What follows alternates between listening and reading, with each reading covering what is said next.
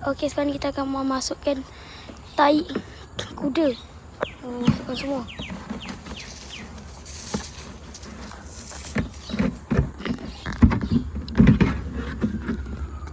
Sebagai medium ni guys, sebagai medium bagi dia ada tempat untuk membiak.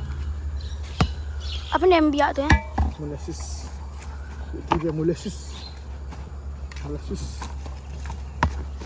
Dia dicampur-campurkan.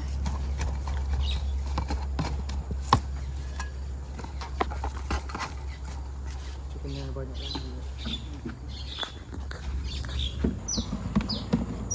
Kita akan letak lagi baju tai kuda ni. Tolong goncang-goncangkan. Ni tai kuda ya guys.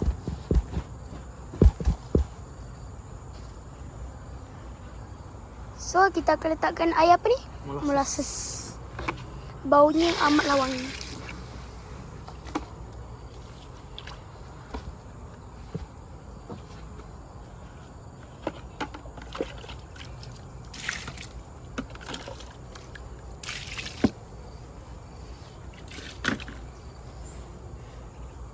Okay, sekarang ni kita nak buat apa ni?